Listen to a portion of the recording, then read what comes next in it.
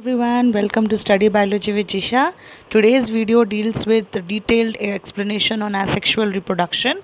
Hope you enjoy the video, and if you like the video, please like, share and subscribe the channel. For more notifications, you can click on the bell icon and enjoy the video. Thank you. Hello everyone. So today we are going to start modes of reproduction. Now in the last class we have discussed what is reproduction and what benefits to reproduction bring to us. In this video we'll be discussing about the various modes of reproduction. There are two types of reproduction or two modes of reproduction on the basis of the body design of the organism. So this is on the body design of the organism that there are two modes of reproduction. So these two modes of reproduction are, one is asexual mode of reproduction and the other one is sexual mode of reproduction. So now asexual mode and sexual mode. So now we will understand what is the meaning of asexual mode and what is the meaning of sexual mode of reproduction. Now when we are discussing about asexual mode, let me just tell you that here only a single parent is required and it is a simple parent. It is a single parent is required and it is a simple living organism or is a is having a it is having a smaller group of living organism, and that kind of living organism carries out asexual mode of reproduction. Let me say, for example, in case of fungus or in case of smaller animals like amoeba, they carry out this type of a reproduction in which there is requirement of a single parent. But in case of sexual mode of reproduction, there is requirement of at least two parents. So two parents are required and both of them should carry should be opposite in their reproductive structure, and one must be a male and the other must be a female. So this occurs in case of higher living organisms like in case of angiosperms or in case of animals like mammals and birds. And so these these are the two modes of reproduction in which there is sexual and asexual mode, and this is on the basis of the body design. And in asexual mode a single parent is required, which is generally a simple living organism, and in sexual mode there is requirement of two parents. One has to have the male reproductive structure and the other has to have a female reproductive structure, and they generally occur in higher living organisms. So this is all about the modes of reproduction. So today my video will be giving more importance to asexual mode of reproduction. So now we are going to discuss in detail asexual mode of reproduction. We are here at the asexual mode of reproduction. Now in asexual mode of reproduction, here I have already discussed that this generally occurs in simple living organisms. So let us take one example and move on to the types of asexual reproduction found in our surrounding. So the first type of asexual reproduction is shown by amoeba, in which the body divides into two equal segments. The body divides into two parts.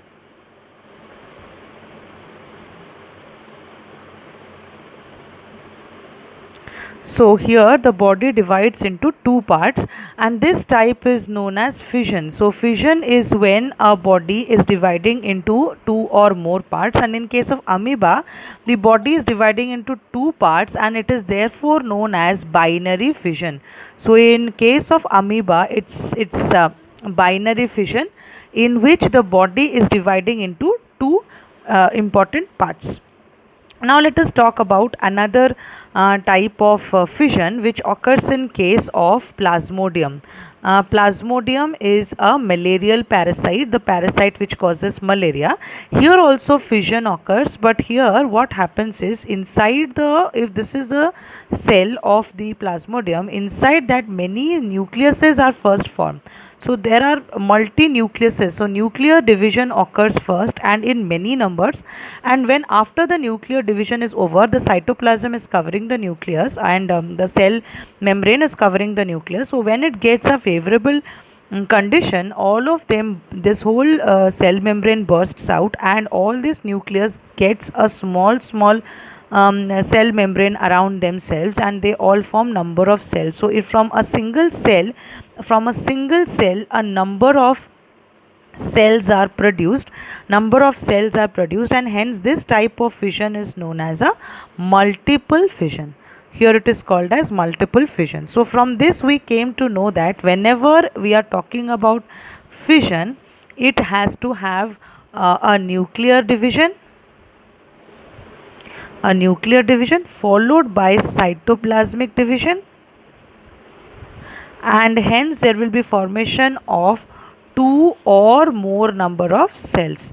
So when it is a two number of cell, it is called binary fission, and when it is more number of cell, it is called multiple fission. But here there will be a nuclear division which will be followed upon by cytoplasmic division. In both the cases the same thing occurs. Now I will be showing you one diagram from your NCERT book in which it has been described about your binary fission. So let's check the book right now. So yes, so this is the diagram in your book which is about binary fission, and this binary fission, as you can see here, it is an amoeba. Here first the nucleus is getting elongated, and slowly it is getting more elongated, and the nucleus is first dividing, and see the cytoplasm is still attached. After the nucleus is dividing into two, later on it is getting divided into two different cells. So in case of fission, the nuclear division is followed by the cytoplasmic division. But in case of amoeba, another organism is there which also carries out this binary fission, and that one is Leishmania. As you can see in the book, the name of the organism is Leishmania, and Leishmania is famous for causing Kala Azar. It is a type of infectious disease, and what happens is, in case of Leishmania, there is also binary fission, but here the binary fission is in a definite orientation. In case of Leishmania, it is in a definite orientation, but in case of amoeba, it is not in a definite orientation. So here the orientation means type, in which the mother cell and the daughter cells are not looking similar to each other because of their structure, but in case of Leishmania they will look completely same to each other. So in case of Leishmania, binary fission is having a definite orientation, and in case of amoeba, it is not having a definite orientation. And further we are following malarial parasite, which is Plasmodium. As you can see this diagram, first here the nuclear division is occurring, then after it gets a proper temperature and other conditions, then it will divide and it will form different cells. So the outer cyst or outer covering will burst and all these cells will come out. So this is what is known as binary fission and multiple fission. So now we will move on to the next topic of asexual reproduction, which is fragmentation. We will be discussing the next mode or type of asexual reproduction, which is fragmentation. And in fragmentation, what happens? Now the body breaks upon maturation. So this is a diagram, it is just a cartoon diagram of Spirogyra. This is a Spirogyra, and this Spirogyra is carrying out a fragmentation in which first the inner part of the total cell is getting broken down, then it is getting broken down into two parts. When Spirogyra will become mature, then only it will break down into two different parts. Again, these two parts upon maturation will break down into two different parts. So example of fragmentation is Spirogyra.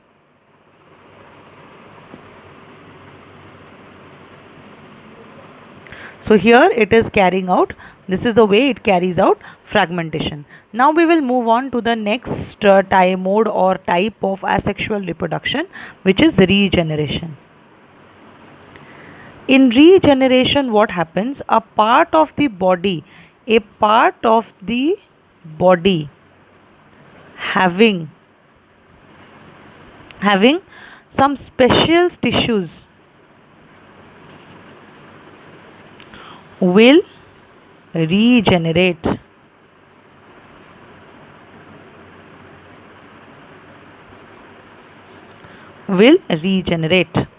Now what is the meaning of the statement that I have written? Chalo, let's move on to the book and find out what is the meaning of the statement. Now see, this is the part of regeneration. If the individual is somehow cut or broken, now this is occurring in case of certain individuals, and if those individuals who have the capability of getting differentiated are somehow cut or broken into many pieces, many of these pieces grow into separate individuals. So if now many fully differentiated organisms have the ability to give rise to new individual organisms from their body parts, and if the individual organism is the parent organism is cut or broken into many pieces, then from these pieces new separate individuals can arise. For example, in case of hydra and in case of planaria, which can be cut into many pieces, and each of these pieces will grow into a complete organism. This is known as regeneration. Each of the piece will grow into a new organism, and this is what is known as regeneration. Regeneration is not possible in all organisms. The reason is regeneration is carried out by specialized cells. So there has to be some special cells, as I have told you, some special cells or some special tissues which will carry out this process. These cells proliferate and make large number of cells. So these special cells, what they do, they will proliferate. What is the meaning of proliferate? Proliferate means they will start carrying out cell division and they will make large number of cells, and from these mass of cells different cells undergo various types of cells and tissues. This changes takes place in an organized sequence. So this all changes has to occur in an organized sequence, which is referred to as development. So first, like let's say this is a planaria. This planaria is accidentally cut, then each of these parts, cut parts, has to be having some specialized tissues. Then those specialized tissues will start proliferating into new cells, and those cells will, what they will do, they will differentiate and gain their functions, and then new organisms will be formed out of it. Now however, regeneration is not same as that of reproduction. So this is a very important point. Regeneration is not similar to that of reproduction. Why? Because most organisms would not normally depend on being cut to be able to reproduce. So planaria, if by chance or by accident the planaria is cut, from that a new organism is going to be produced. But planaria is not going to stay and wait for being cut so that it will reproduce. So this is not actually, the process is not undertaken as a process of reproduction, but yes, because new organisms are formed by this process, so we are reading it under asexual reproduction. Now we will move on to the next type of reproduction, which is known as budding. So the next type of reproduction which we are going to study is known as budding. Now budding means there will be formation of a bud. How this bud will be formed, I will be showing you right now. Now see, this is a diagram of budding in hydra. So from this we came to know that hydra carries out two types of reproduction. It can carry out two types of reproduction. One is it can carry out regeneration, and the other is it can carry out budding. So here you can see in the body part of hydra, small protuberance or bud is visible. This is a small swelling in the body of the hydra, and this swelling then slowly grows and it develops its own tentacles. These are the tentacles, so it is also developing its tentacles. Now from these tentacles then the body is again growing out into a big organism, and when this body, this extra body is growing much bigger, it is detaching from the mother, and hence the new organism is formed. So in this case what is happening, that these hydra have some regenerative cells at some body parts, and from those regenerative cells they produce a bud like structure, and the bud it will differentiate and develop into a new organism, and after maturation it will detach from the mother. So this budding is completely different from all the asexual reproductions that we were studying till now. The reason is, in all other reproduction, that is in fission or in case of fragmentation or in case of regeneration, the parent is not surviving. There is no survival of the parent after the reproduction or after the new organisms are formed. Like in case of amoeba, as I will show you, here you can see the diagram of amoeba. This is the mother and these are the kids or the offsprings. After the offsprings have been formed, the mother does not survive. In case of Spirogyra also, after the offsprings are formed, the mother has no survival. And in case of regeneration also, if I will show you from the book, you can see this mother is getting detached and cut into 3 new organisms. So after these 3 new organisms are formed, the mother is not surviving. But here in case of hydra, when it is carrying out budding, at that point the mother as well as the offspring is surviving together. So this is a far more developed an evolved way of asexual reproduction, in which there is existence of both the mother as well as the offspring after asexual reproduction is over. So this is all about asexual reproduction in case of lower organisms, and in lower organisms generally asexual reproduction occurs. But in case of higher organisms also a type of asexual reproduction occurs, but it is not called as asexual reproduction.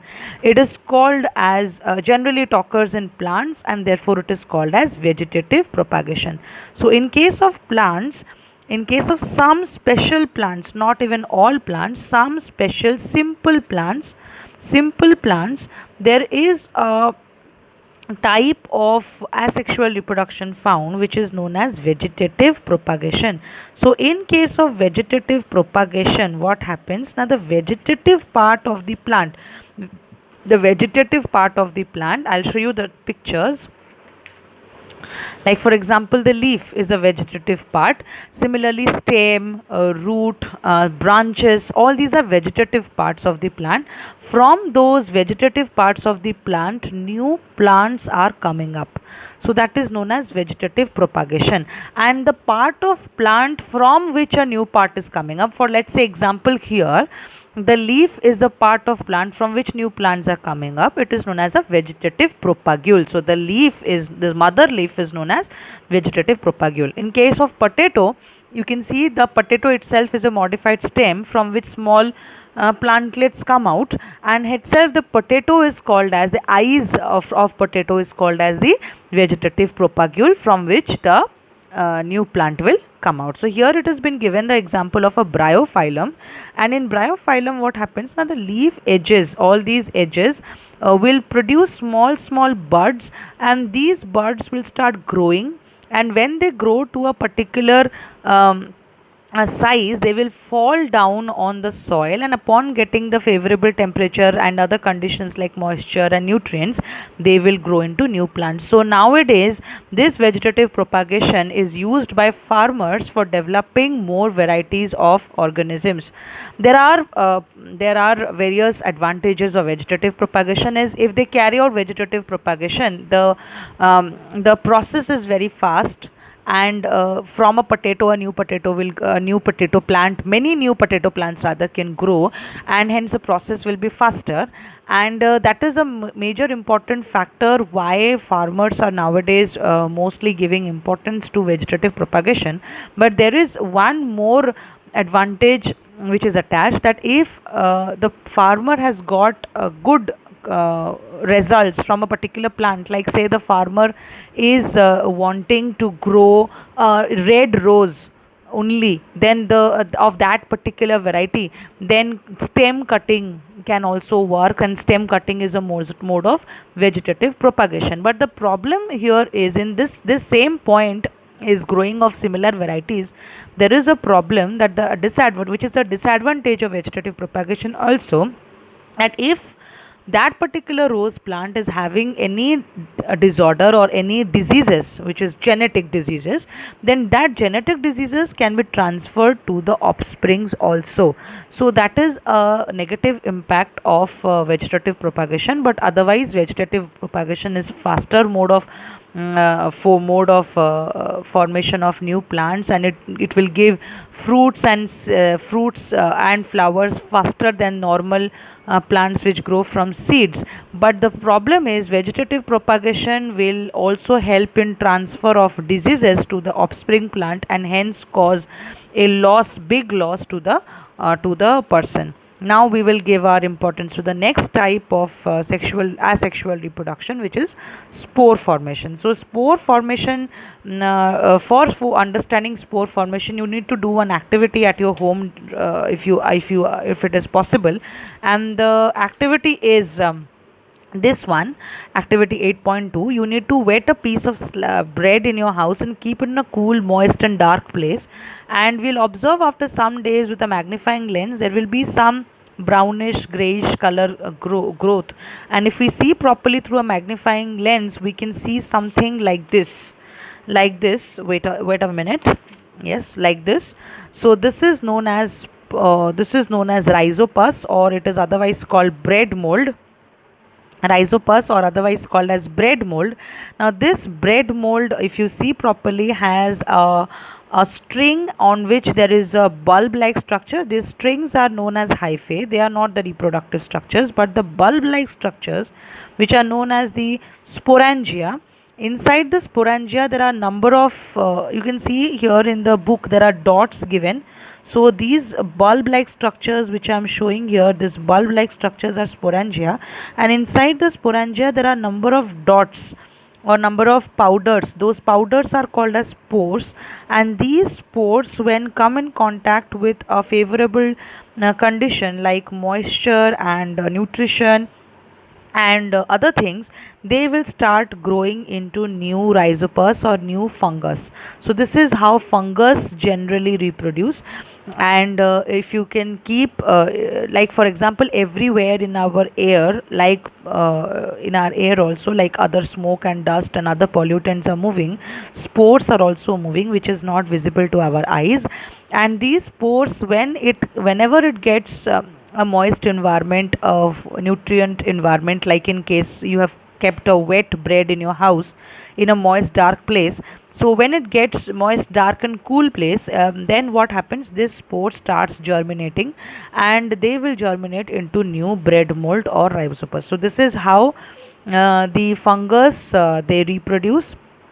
And here one more important discussion I will do with tissue culture, which is a mode of vegetative propagation in which a specific tissue, it can be a leaf, it can be a stem, it can be a part of branch, it can be anything, any tissue of the plant is nowadays used in laboratory, and which given with a nutrient solution which is made up of this nutrient solution is made up of growth hormones and other cellulose and glucose and other substances which is required for the growth of the plant. And from that a new plant is generated in vitro. In vitro means in the laboratory, and that technique is known as tissue culture. So tissue culture is also a type of vegetative propagation, and this tissue culture has given us a lot of benefits in our agricultural processes. So this is all about my discussion on asexual mode of reproduction. Hope this video have been very interesting and useful for you for your class 10 boards. I will meet you in the next video with the detailed description on sexual reproduction in my next class. So stay tuned, and all the best for your class 10 boards. Thank you and have a great day ahead.